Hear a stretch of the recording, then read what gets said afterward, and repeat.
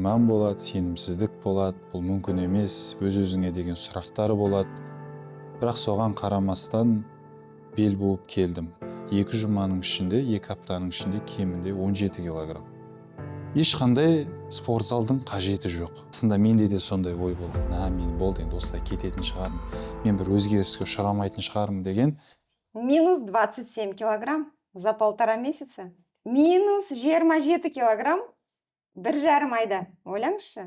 Біздің студияда бүгін Нариман мырза. Қош келдіңіз. Қош көрдік. Енді айтып берсеңіз біздің оқырмандарға.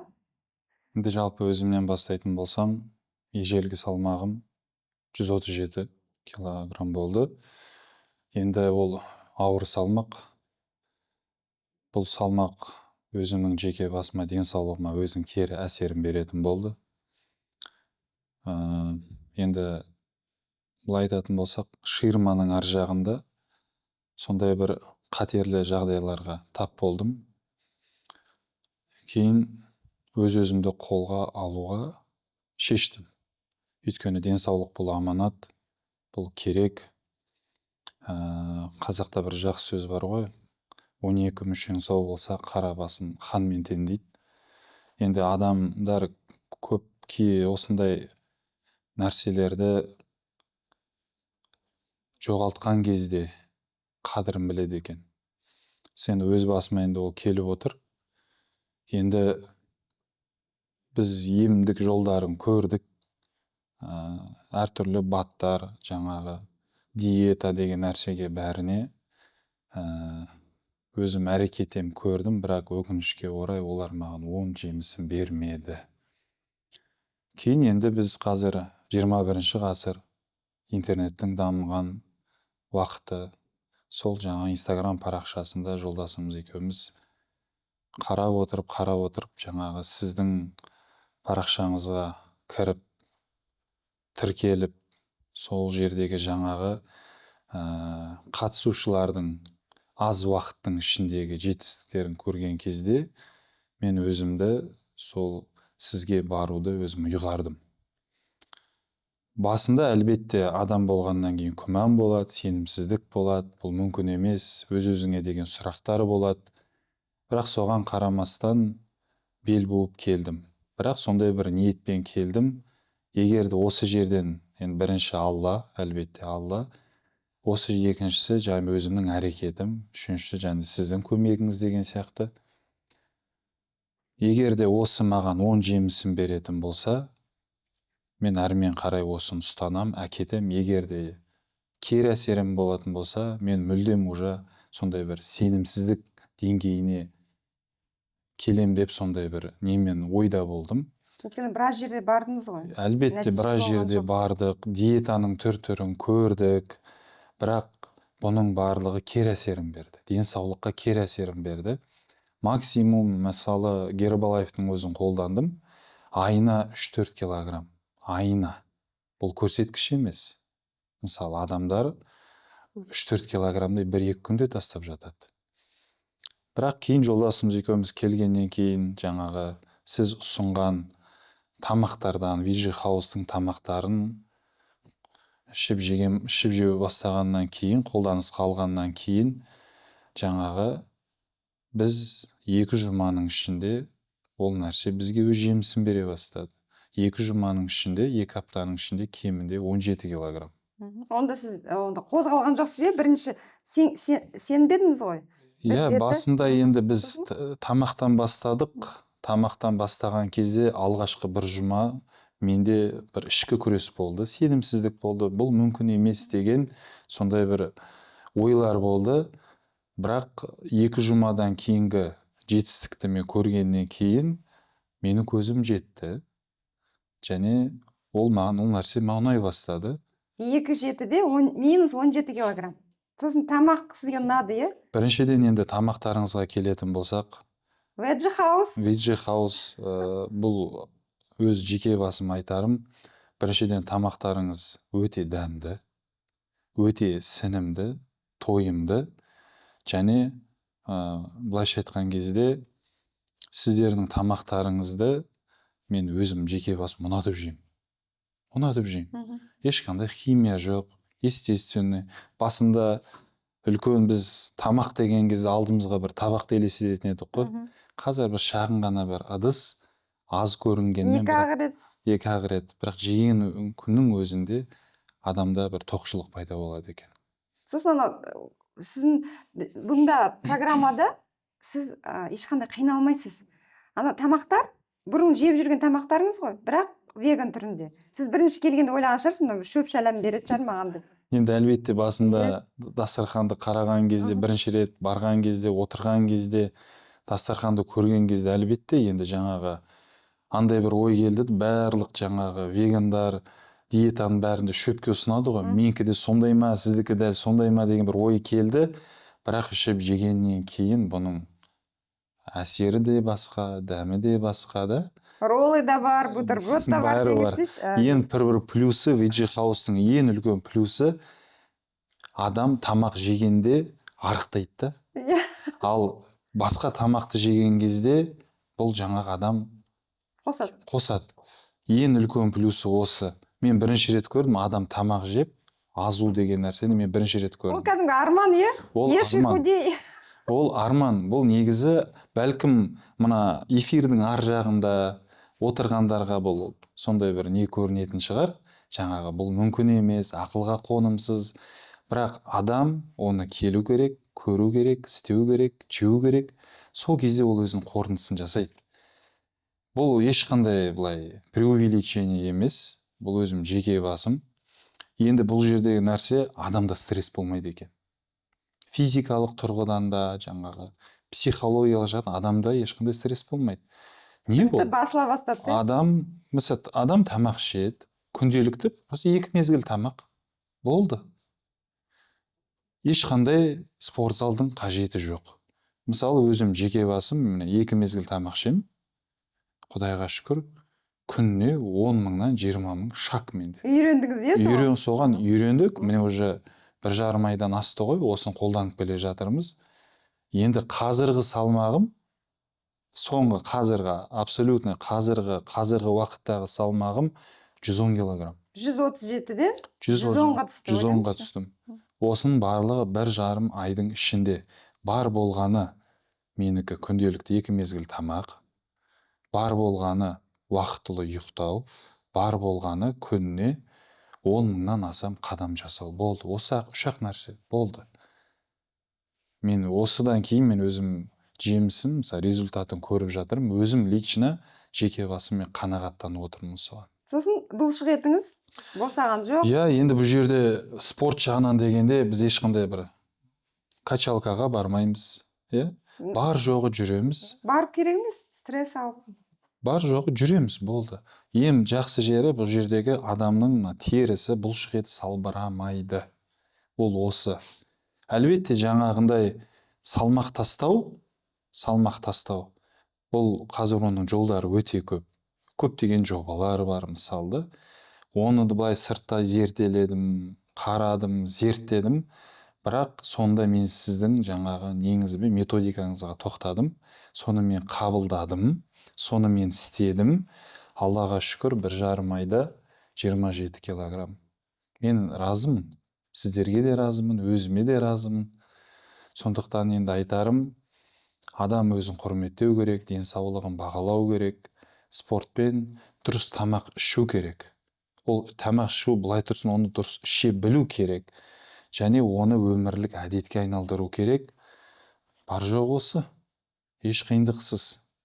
Рахмет. Осылай ең біріншіден мен де сізге алғысымды айтқым келеді. Өйткені көп ер кісілер бізде өтеді, бірақ енді әрбір түрлі себептермен, жұмыс себебімен болады, көбіне шығуға болмайды. Госслужащийлар, военный болады. Сосын кейбіреу жай ұялады. Сіздің жаңағы шешіміңіз жоқ, білу керек адамдар. Мысалы, бізде операциядан құтылып жатыр ғой, ең бастысы. Жаңағы профилактика бір жаман аурулардың.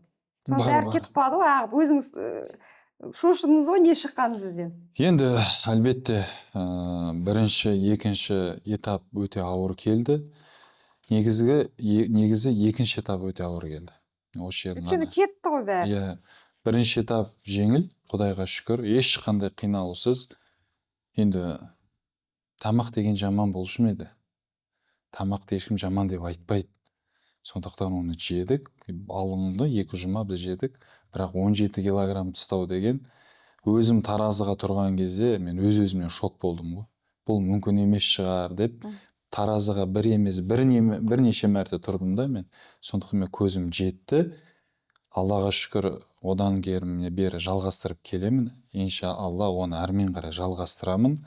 Құдай қаласа, осыны өмірлік бағытқа мен осыны қоям деп Вообще отырмын. дұрыс айтасыз. Мысалы, сіз 6 айда бір рет тазарынып тұрсаңыз, кәдімгідей, маған көбісі сұрайды, қалай мен өмір бойы ет жемеймін бе? Жеңіз деймін, бірақ дұрыс жеңіз. Дұрыс қой, сол дұрыс ше. Жарты жылда бірақ тазарынып тұрыңыз.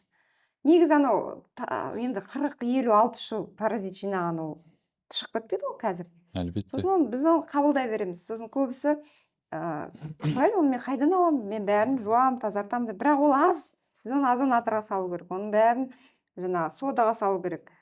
Үйді таза ұстау керек. Уксус тастау керек ана тряпкаларды. Көбісі білмейді ғой, хеликобактер дейді. А хеликобактерді бар ғой, оп-оңай кетіру. Ол көбіне тряпкадан, посудадан келеді. Ана бір губканы фейримен жағатта жуа салады ғой, сол нағыз ең зиянды ғой. Өйткені анау бактерия өлмейді, ол тек уксуста өледі. Сол туралы лайфхак надо сделать. Анау тряпканы кәдімгі уксусқа салып, суға құйып, уксусқа кішкене құйсаңыз, полностью кетіп қалады. Сонда бізде тура солай ощелачивать етеміз. Сосын ғой сізде сондай результат болған. Енді бұның үлкен тағы да бір плюсы деп айтайын. Адамның психикасы өзгереді екен. Адам өзін жүйеге салған сайын ретке келтіреді ғой бұның барлығы. Бірақ адамның психикасы өзгереді екен. Адамның мінезі өзгереді. Оның жаңағы түсінуі, қабылдауы бір нәрсені. Уже ақ пен қараны былайша айтқан кезде ол адам ауыр нәрсені ол жеңіл қабылдайды. Мысалы, сондай деңгейге жетеді екен. Психоматика дейміз ғой, адамның психикасы, нервысы бәрі өзі жайлап уақытымен реттеледі екен. Енді оны өз басымнан өтіп жатырмын ғой. Көрдіңіз бе, мен ылғи айтамын ғой, маған күледі айтқанда. Қалай ол жаман адам? Мен ылғи айтамын ғой, жаман адам жоқ, жаман паразит бар. Көзіңіз жетті, иә? Менің сонда көзім сіздің жетті. мінезіңіз жаман емес. Мен жалпы енді адамның жаратылысы әдемі ғой.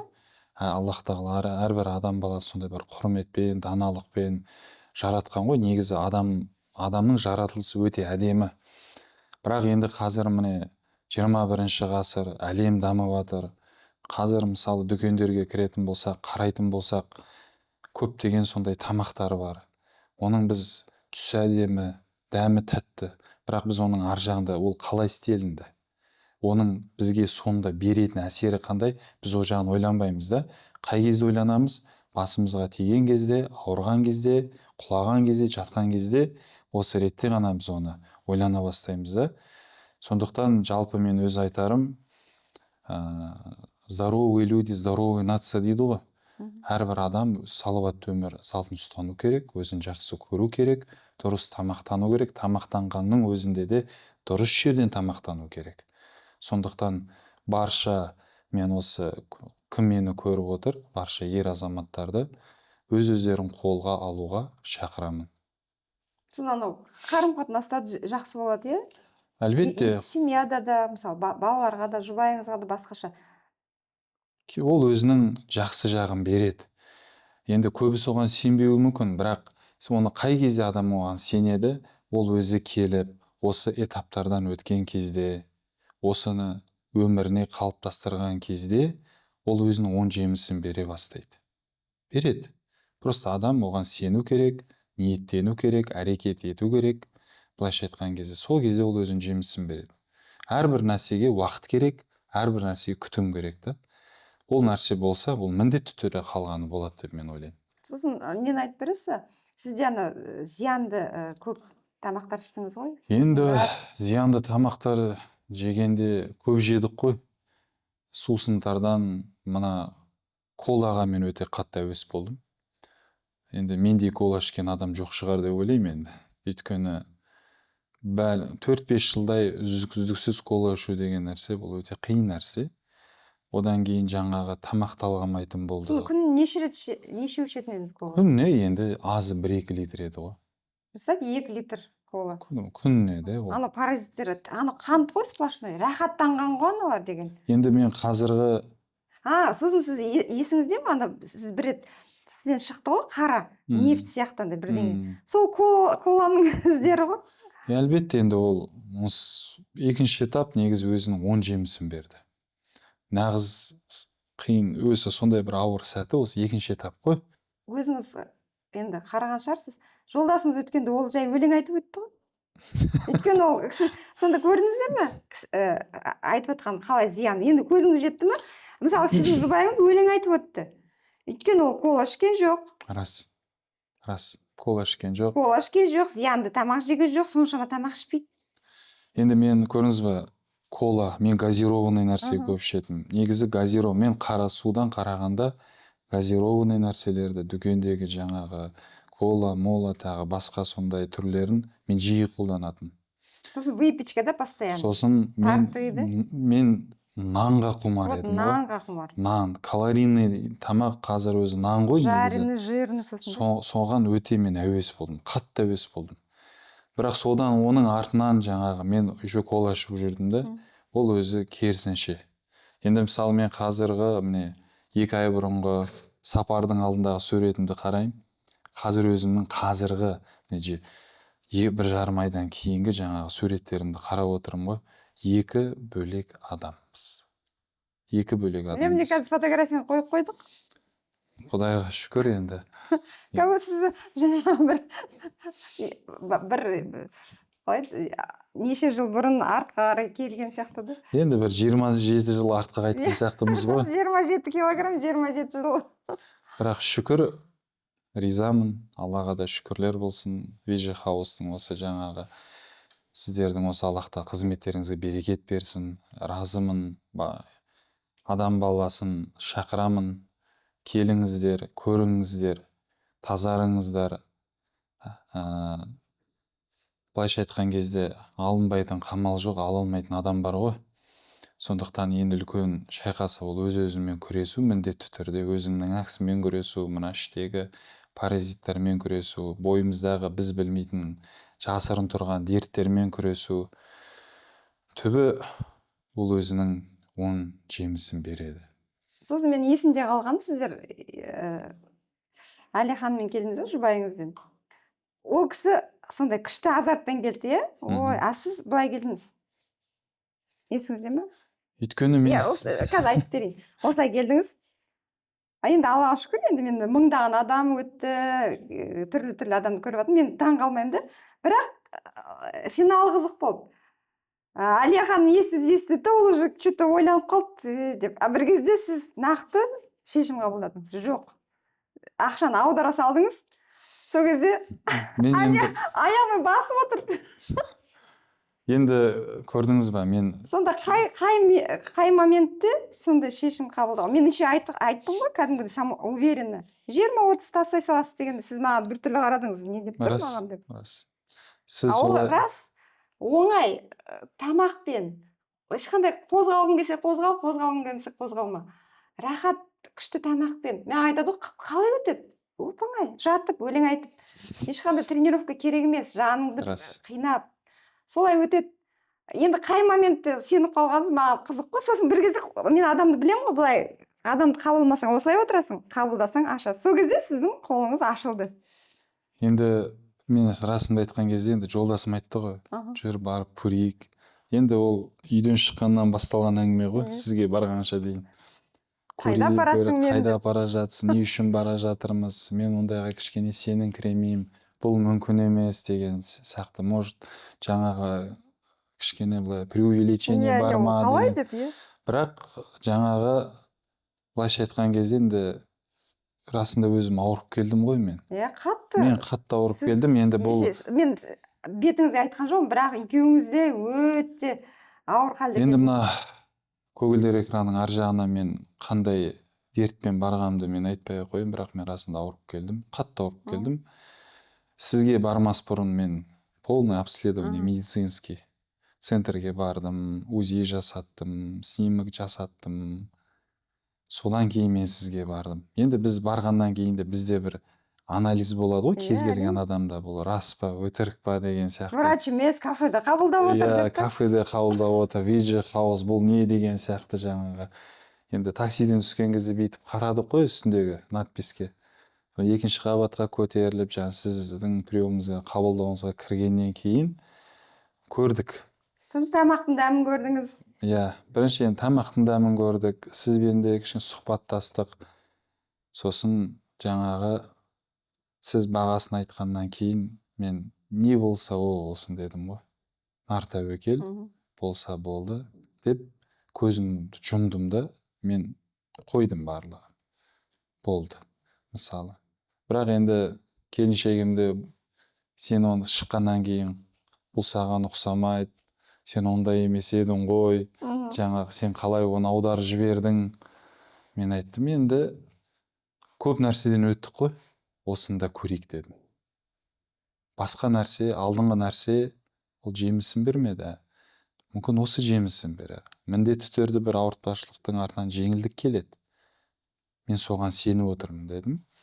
Бірақ Құдайға шүкір, міне қолымды кеудеме қойып айтамын ғой, Құдайға шүкір, жаман болғаным жоқ, жақсарып жатырмыз. Ең бастысы денсаулығым өз ретіне, қалпына, ритміне келе жатыр. Енді сол адамдарға бар айтарым сол уақытылы тамақтану, уақытылы ұйықтау, уақытылы тұру, және қозғалыс керек. Жүру. Физнагрузканы жай ғана жүру. Организмді қинамау керек. Организмді сондай бір қиын жағдайға әкелмеу керек те. Басында сіз енді ходьба деген кезде мен ойладым да, ол қалай ол? Не нагрузка да айтпайды, не нагрузка да айтпайды. Нагрузка да жоқ, ауыртпашылығы да жоқ, жаңағы қалай деген сияқты. Иә, бірақ бір жағынан ойландым, менде де күмән болды. Қалай ол? Адам баласы жүргенде біз басын негізі салмақтастырғанда жоқ, негізі кез келген спортсменге қарасақ, көбісі жүгіреді. Даже мына паркке барсақ та көбісі жүгіріп жүреді. Жүретін адамдар аз. Бірақ жаңа сіз айтқаннан кейін енді тәртіпке бағыну керек қой. Ал кімге сенгеннен кейін енді ол біз мысалы сізге бағдарламаңызға кіргеннен кейін енді адамда сенім болу керек қой. Сенім арта білу керек. Жарайды, Айгүл ханым айтты, мен көрейін дедім. Жүріп жүрім жаңа күнделікті. Содан кейін уже результатын бере бастады. Енді біз адам болғаннан кейін бағана басында айтқанда күмән болады ғой. Бірақ сонда да барып үйге барып анализ жасадым. Тыңдадым. Мен деген врачтарды тыңдадым. Жаңағы спортсмендерді тыңдадым да. Олар айтады, салмақ тастаудың тағы бір несі, жеңіл жолы, бұл жүру деп айтады. Мен еще айтайын, ол жүгіру, ол зиянды. Мысалы сізде артық весті, бүкіл органдарды, мысалы жүрек болса былай қаптап тұрады май, иә. Сосын оны жүгірген кезде адам инфаркт, инсульт алып кетіп қалады. Олай қатты жүруге болмайды, жүгіруге болмайды мүлдем. Андай вес болғанда. Ақырын ғана жүру керек, асықпау керек. Сондықтан жаңағы енді күніне Аллаға шүкір, міне 2 мезгіл тамақ, уақытылы ұйқы. Уже привычка болып кетті. Ол уже әдет болып кетті. Мысалы қазір мен өзі жеке басымда мындай тәтті суларға, нанды тамақтарға менде уже не жоқ. Қарағымда келмейді. Ондай тартылыс та жоқ қазір. Мысалы таңертең мысалы завтрак, например, кешке 6-ға дейін мен өзім тамағым ішіп боламын. 4-5-тің кезінде болды. Қалған келесі таңның уақытына дейін мен еш нәрсе ішпеймін. Қарным тоқ өйткені. Сосын тойға барғанда? Енді той мәселесіне келген кезде жаңа қазақтар айтады, ой, тойға барғанда қалай ет жемейсің, анау береді, мынау береді деген сияқты. Негізі ондай кезеңдер біздің де басымыздан өтіп жатыр ғой. Барамыз, шақырады, мында шақырады, анда шақырады, домалақтарға шақырады, таныстарымыз шақырады. Оның еш қиындығы жоқ. Барлығы мына біздің санамызда, ойымызда деген сияқты. Сондай бір адамның өзінің ойына бір ой салып алады. Мысалы өзіміз жеке басым барғанда мен қалай істеймін? Мен жылы суды ішем, тойып ішем. тойып ішемін, Мгм. ұрттап аз болса да ішемін, Вот бірақ сізде жақсы қасиет, мысалы мен рекомендация беремін ғой, көбісі тыңдай қоймайды, шалапылас дейді. А сізге қалай айтылды, қандай информация келді, сіз қабылдайсыз да соны жасайсыз. өйткені ол бұйрық қой. Бұйрықты ол талқыланбайды, ол орындалу керек. Ол орындалу керек. Ол өмірде де солай. Айтылды ма, ол істеліну Мгм. керек. Біз ол мысалы жарайды мен түсінемін, әйел адамдар мысалы бастап тастап кетіп жатса. Бірақ ол ер адамға қисынсыз да. Айтқаннан кейін сен істеуің керексің. Құдайға шүкір істеп жатырмыз. Жаман болып жатқаным жоқ. Енді той домалақ мәселесіне қайтатын болсам, өзім той домалаққа барған кезде жаңағы бірінші шақырған уақытына қарай. Мгм. Шақырған уақытына қарай. Мысалы, егер де жаңағы 8-9-дан былай болатын болса, мен ондай жерге енді бармауға тырысамын. Ол өтірік емес. Дұрыс, таза Иә, таза арнағаннан кейін енді ол өзім үшін істелініп жатыр. Мысалы, егер де мысалы 6-ға дейін сағат 2-ге, 3-ге, 4-ге, 5-ге шақыратын болса, ол жерге барғанда мен бірінші жылы су ішемін. Тойып ішемін.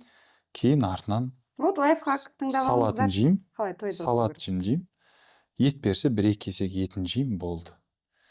Болды, адам сонымен қанағаттанады, тояды. Тесто, уже тесто жегіңіз келмейді, бұрынғыдай. Бұрынғыдай менде уже нанға деген тәбет жоқ қазір. Өйткені ол высший сорт ұннан ешқандай пайда жоқ, ол клей. Жаңағы дрожжидан ол грибки өзімізге кіргіземіз.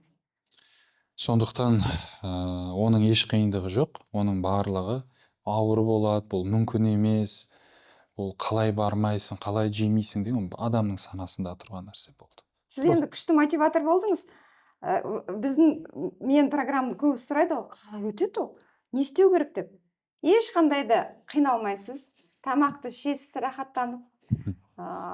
Мен тіпті ваннаға жатқызамын, ваннаға түсесіз. Ақырын ғана серуендейсіз. Ең бастысы бұнда жақсы жері. Нариман мырза өзінің жұбайымен сүйікті Әлия ханым екеуі бірге бастады, бірге жүрді. Күнделікті өзгеріп жатыр. Қарым-қатынастар кәдімгідей бархатный болып келе жатыр. Шүкір. Рас, соның бәрі, сонда жаман адам жоқ, жаман паразит бар. Паразиттер сізде өзіңіздікі бөлек, оныкі бөлек, бір-бірімен шайқасқан ғой, жолатпай адамды. Сонда психика түзеледі, психика түзелгеннен кейін бәрі қарым-қатынас күшті болады. Ең бастысы бұл жұптың маған ұнайтыны, Аллаға шүкір, сыйлайтыным, тіпті маржавать етеміз бірге, салқын суды. Енді онда бастадық. Міне бір айдың көлемінен уже асты. Құдайға шүкір. Ол да өзінің жемісін беріп жатыр. Қазір теңіз демейміз, Теңіз демейміз, өйткені міне жаңағы Аллаға шүкір. Суға түскен сәттен бастап, мысалы, өзімнің жеке басыма өзгерістер, мысалы, жүру болсын, суға түсу болсын, әсіресе жүру деген нәрсе лимфаға жақсы ғой. Токсиндер шығады, басқалар шығады. Осының алдында, мысалы, сіздің жобаңызға келмей жатып, мысалы, мен жиі ауыратынмын. Әсіресе бас жақ, мойын жақ, үнемі өзім бас ауырған кезде немесилді отыратынмын ғой, немесил. Күніне 1-2 міндетті түрде ішетін. Бұл уже зависимость болып қалды да. Сол жамандығы 40-тан асқасын бәрі солай отырады ғой. Иә, сол немесил. Негізі ол бүкіл проблема негізі біздің лимфамызда екен да. Лимфамызда екен. Ол лимфаның тазару деген осы міне. Қан дұрыс жүрмейді. Не жоқ, жаңа қозғалыстың аздығынан адам толады. Қозғалыстың аздығынан адам ауырады. Енді мына қазір Құдайға шүкір міне маржавать етіп жүрміз, суға түсіп жүрміз да, жүріп жүрміз. Әсіресе маған қазір бектен қарағанда, жүгіруден қарағанда маған жүру өте жайлы, тиімді. Маған ол өте жеңіл келіп жатыр. Ол жеңіл келумен қатар ол маған өзгерістер әкеліп жатыр. Міне осы қайта жатыр да. Енді міне қазір жүрудің пайдасынан, маржеванияның пайдасынан мен өзіме алған пайдам, қазір менде бастың ауруы мүлдем қойды. Мұрдың заложенность носа дейді ғой, мұрдың бітелуі, ангина деген нәрсе менде барлығы кетті. Тазарынасы ғой, бәрі кетеді, сіз мұтасыз. Ангина, мұрныңыздан ағып, жөтел болады ғой, ол сіздің организм сізге сигнал беріп жатыр. Айтады ғой, рак, или бір жаман ауру, бір ісік басталды дейді ғой, аяқ астынан без, сіз оның алдында любой адамнан сұраңызшы, онда обязательно ангина болды, обязательно грипп деп жүрді, ол жоқ ауру ғой, біздің организм бізге айғайлап атады. шығаршы мені, тазартшы мені деп. Енді былай қарасаңыз, мысалы бұл дерт дейміз бе енді, қалай дейміз енді, бірақ оның емі өте жеңіл екен де. Бірақ адамдар мысалы қазір азу үшін не істемей жатыр. Иә, мысалы салмақ тастау үшін. Өзім мысалы ұлы сапарда болғанда бір бауырымызды көргенбіз. Салмағы 160 килограмм болған ғой. Бірақ ол кісі не істеді? Не істеді? Ол барды да мына асқазанның жартысын кестіріп тастады, операция. Бірақ сөз жоқ, ол асқазан кішірейеді, тамақты бәлкім аз жер, салмағын тастады. Ол 1-2 жылға ғана. Бұл 1-2 жылға ғана. Бірақ оның мына терісі бәрі біріншіден салбырап қалды. Екіншіден, бұл жігіттің тамақ жеу өте қиындап кетті. Тамақ жесе, уже асқазаны қорытпайды. Сондықтан барынша мына пышақ деген нәрседен адам алыс болған жақсырақ. Естественный нәрсемен, мүмкін нәрсемен, жеңіл нәрсемен адам негізі өзінің денсаулығын реттесе болады екен. Сондықтан енді барша ер азаматтарды осы игі шараға шақырамын. Келіңіздер. Жұбайыңызбен. Иә, жұбайларыңызбен міндетті түрде, отбасыларыңызбен деп айтайын, қате болмас. Сондықтан келіңіздер. Міне өзім жеке басым 10 жемісін көріп жатырмын. Өкінбеймін, разымын. Құдайға шүкір, барлығы 10 шешім тауып келе жатыр. Ой, рахмет сізге, керемет сұхбат бердіңіз. Ол Алладан қайтсын, өйткені адам біліп тұрып бөліспеген де жаман ғой. Сізде сол қағиданы ұстап алғаныңыз өте. Адам, біздерде қазіргі адам қоғамның өзінде адамдар более эгоистичный болып кетті ғой. Өзін ғана ойлайды, жаңағы секретін айтпайды, оны білсе оны сатады, жаңағы да. Мен мысалы мынандай бар, мынандай бір нем бар, сен оны қабыл алсаң құны осыншама деген сияқты да, мысалы. Бірақ Пайғамбар саллаллаху алейхи жақсы хадисі бар, сендердің жақсыларың өзге адамдарға пайдалы болғандарың дейді. Енді ол біз ісімізбен болсын, жаңағы амалымызбен болсын, қай жағынан болсын, ең бастысы жақсылық қой, жақсылыққа шақыру мысалы, иә. Пайғамбарымыздың екінші жақсы бір сүннеті бар ғой. Әлсіз үмметімнен қарағанда қуатты, дені сау, мықты үмметім әлде қайда қайырлы деген сөзі бар да, мысалы. Сондықтан бірінші бұл денсаулық. Денсаулық болмаса, адамға еш нәрсе керек емес екен. Өз басымнан өтті, ауырдық. Мысалы, қазір Аллаға шүкір, емін, шипасын көріп келе жатырмыз ғой. Бірақ сен ауырсаң ешкімге керек емессің. Рас. Сен ешкімге керек емессің. Сен кімге керек болсаң, өзің туған анаңа ғана керексің. Сен жолдастарыңа, жаңа көрші қоланыңа, ағайың, сен керек емессің. Ондай сәтте, ауырған сәтте, саған жаны ашитын адамдардың саны кемде кем екен. Оны өз басымнан өтті, көріп жүрміз. Жұбайың ол. Иә, мысалы. Бірақ сондықтан адам баласы өзін қолға алу керек. Мысалы, сондай адамдарды көреміз, салмақтарын етіп кеткен, жаңағы, қарын шығып кетеді, дене жаңағы салмақ жинап, мен осылай кетем дейді. Басында менде де сондай ой болған. Мен болды, енді осылай кететін шығармын. Мен бір өзгеріске ұшырамайтын шығармын деген сондай бір ойлар болды. Бірақ мен сөзімді қайтып аламын. Оның барлығы ол біздің басымыздағы бар жоқ ой екенді. Бірақ іс жүзінде ол мүлдем басқаша екен. Енді иншалла, анау кәдімгі өзіңіздің мектеп бітірген, негізі мен сіздерге оқырмандарға айтқым келгені, әсіресе жастарға. Жастар құлақтарың алтын сырға дегендей, сіздер күтпеңіздер. Бізде қағида дұрыс болмаған ғой. 40-тан астым ба? Енді мен семірем, 30-дан астым, қазір тіпті ерте семіріп жатыр ғой. Сіз 500 грамм өзгерді ме весіңіз? Күле алмайсың ба, жүре алмайсың ба? Тоқта, сол момент ізде. Өйткені интернетте де бүкіл жерде де көп қой. Мен программаға келіңіздер. Сол жерде тоқтап қалыңыз. Ары қарай жаңағындай өсіп кетіп, весті қосып алып, оны қалай түсіру өте қиын. Мысалы, мен Аллаға шүкір, менде мұндай переход жоқ. Мен 20 жастан бері зерттеп келе жатырмын да, вес сол қалпы ғой, школьный вес. Вообще өзгермейді. Сіздерде солай, особенно школьники, студенты, сіздерге айтатын жастарға әсіресе. Жастар, күтпеңдер, ертең папам сияқты, Айлияны бір ағалар сияқты мен де сондай болам деп. Болмайсыздар, өзің қолыңызда бәрі. Жарты жыл сайын тазарынып, оңай жаңағы тәсілмен қиналмай солай өтіңіздер.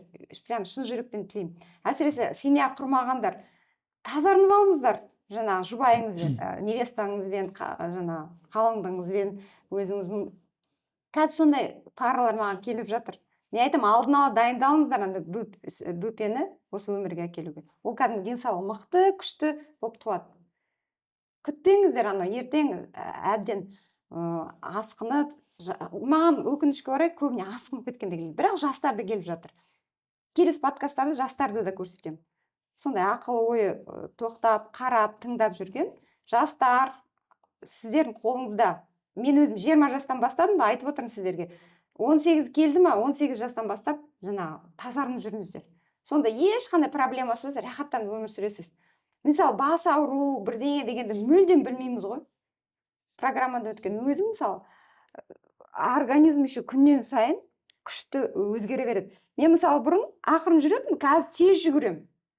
Уже марафонға қатысамыз, Нариман мырза, иншалла. Құдай қаласа, Сонда ол күнде келер. қазір 100 метровка жүгіремін ғой, мен даже дыханием өзгермейді ғой. Ойлаңызшы. Сонда адам деген, біздің потенциал деген керемет қой.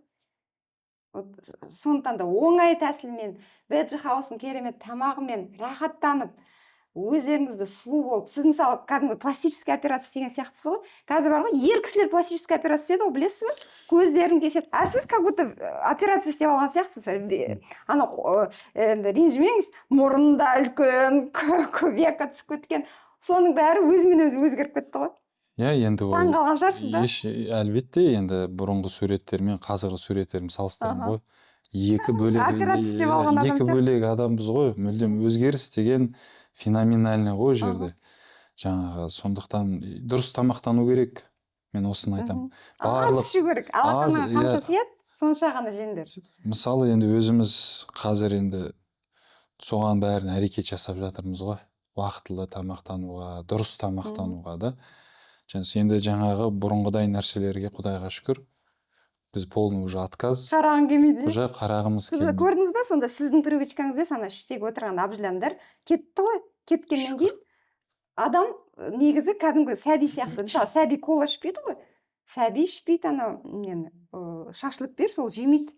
Оған мынандай алма керек, сүт керек, сондай дәмді, тәтті тамақтар керек.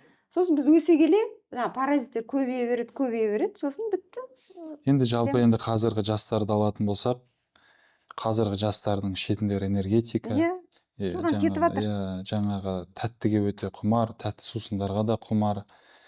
Енді бұның арты жақсы емес, өз жеке басымнан айтамын. Арты, оның ар жағы жақсы емес.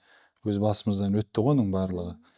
Сондықтан кез келген адамды, жасына қарамастан, үлкен кіші, дұрыс нәрсені, дұрыс тамақты ішуге негізі өзім шақырамын. Дұрыс тамақтануды, дұрыс тамақтар ішуді, оларды таңдауы бар, мысалы, оның пайдасы бар, зияны бар.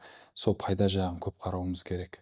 Өйткені бұл денсаулық Алладан берілді, біз оны өзіне қайтарушымыз ғой. Сондықтан әсіресе көбіне сіз өзіңіз айтпақшы, жаңа ер азаматтардың көбісі бұндайға келмейді ғой, жаңағы осы неге ұялатындар да бар. Олар көбіне жұбайына қарайды, жұбай өзгере бастағаннан келеді. Негізі әйел адам ол ер өзгерсе әйел адам өзгереді. Ер адам сондықтан инициативаны өзінің қолына алу керек. Сіз сияқты. Өзінен бастау керек. Мысалы, өзінен бастау керек. Онда тұрған еш нәрсе жоқ. Мысалы, кей кезде еркек деп кеудемізді соғамыз ғой. Еркектігіңді ісіңмен дәлелде, сөзіңді ісіңмен дәлелде. Мысалы, сондықтан кез келген ер адам ол өзінен бастау керек. Ол әйеліне қарамау керек. Сен әйелінің арқасында емес, әйелің сенің арқаңда ғой. Замужем. Артыңыздан ереді. Сен әйелінің артынан ермейсің ғой, ол сенің артынан еру керек деген сияқты. Сондықтан орысша руки в кулак дейді ғой, жаңағы, сосын инициативаны ер адам өзіне алу керек. Превосходство дейміз ғой, жаңағы. Өзін қолына алып, өзі бастау керек, өзі істеу керек, өзі көрсету керек. Сол кезде арқада өзгеріс болады. Арбаның алдыңғы дөңгелегі қалай айналса, арты да солай айналады. Сондықтан ер адамдарға айтарым, әйелдеріңізді күтпеңіздер. Олар қашан өзгереді деп. Сіздер өздеріңіз өзгертіңіздер. Сонда ол өзгеріс болады. Өте керемет сөз. Расында мотивация. Бізге как бальзам на душу. Сосын бар ғой, есіңізде ме, мен айтып едім ғой, сіздің тісіңіз аппақ болады деп. иә енді Стоматолог керек болмайды деп. енді мен айтып отырмын ғой, осы міне 1,5 айдың ішінде, осы курстың ішінде көптеген өзгерістер болып жатыр. Иә, мысалы денсаулық жағы болсын, түр әлпет болсын, ең қиыны қазір мына киім кешек болып кетті ғой бізде. Айтпақшы, күйеуіңізді көрсетіңізші, мына ең кішкентай. мына өзі уже үлкен болып бара жатыр да. Ұмытып кеттік куртканы алуға. Есіңізде ме, мына куртка мынандай ғой, үлкендік. 4-5 XL-ге дейін киетін адам едім ғой, 6 XL-ге дейін киінгенмін. 6XL енді. Қазір міне уже 3-ке түстік қой. 3-ке түстік. Енді сұрақтар кетіп жатыр ғой, үлкен киімдерің не істейсің деп. Енді оны реттейтін жеріне реттерміз. Гардеробымызды енді қайтадан ауыстыруға тура келеді енді. Басқа не дейміз? Сол өзгерістер өте жақсы. Бұл жерде мен жаңағы виджи хаусты бүйтіп көтеріп жатқаным жоқ. Өйткені барды бар деу керек, ақты ақ деу керек, қараны қара деу керек.